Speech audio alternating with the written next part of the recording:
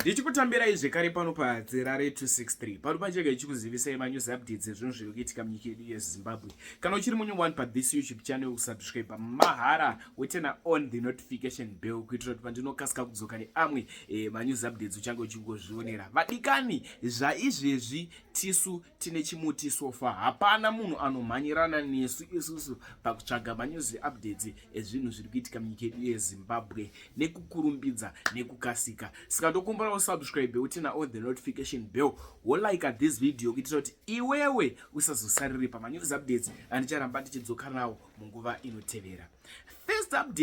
First update ividhiyo remusikana uyo abuda akadhakwa mboko mastreets esocial media. Vadikani, paipa patinenge tichiti doro rakashata, zvishua rakashata. Ukuona doro rakukudhakisa zvekuti iwewe unotakura mwana sesechel uchiuya naye kumba, panenge pakashata. Totenda Mwari, mwana uyuyu haana kukuvadzwa nemukadzi uyu, naamai vake vanotakura mwana semupengo.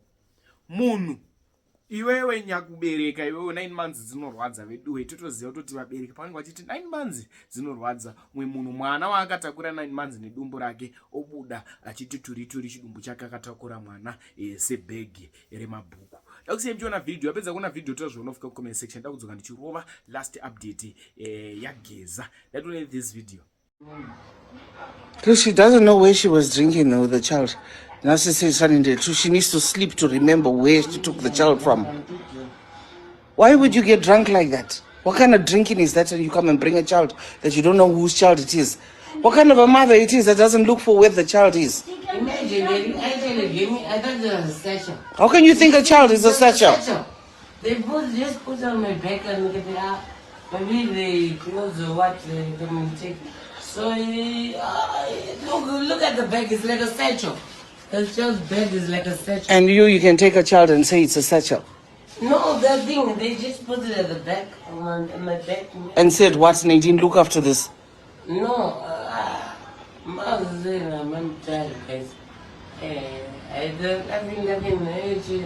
didn't expect the child to be back.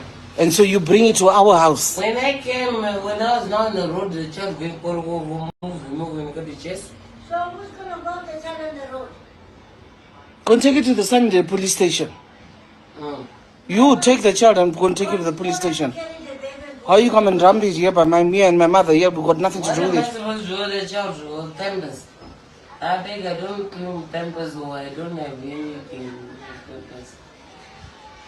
Can you believe this?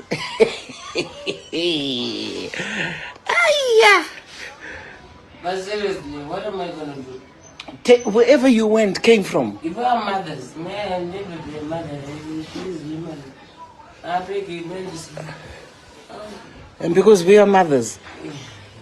You're going to know how to take care of babies. So you just come and bring for us. Baby, not walking. It's not even 1 year old. Imagine. Where's the mother? Imagine. What do you mean imagine? Are you asking me? Why are you asking me? You brought the baby here. Oh, so you're asking me? I beg you, please. I'm tired. So now Ma's gonna hold this baby. Luckily the baby's sleeping.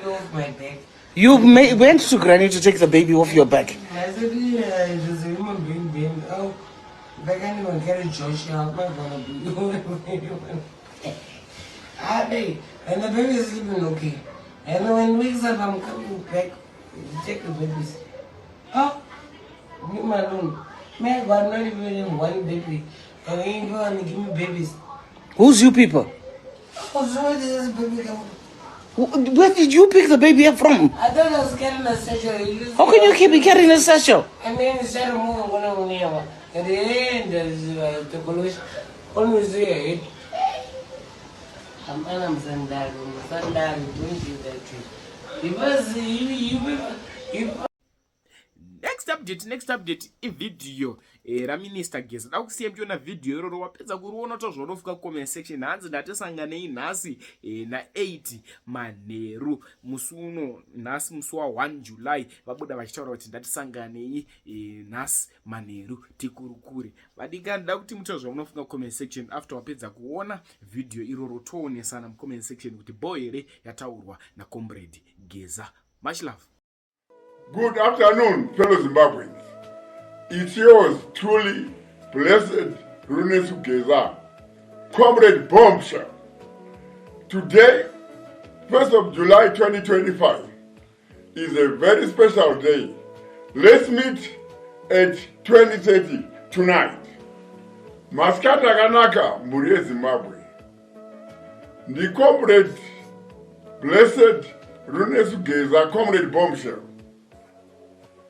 Nhasi, 1st of July 2025, izuva rakakosha.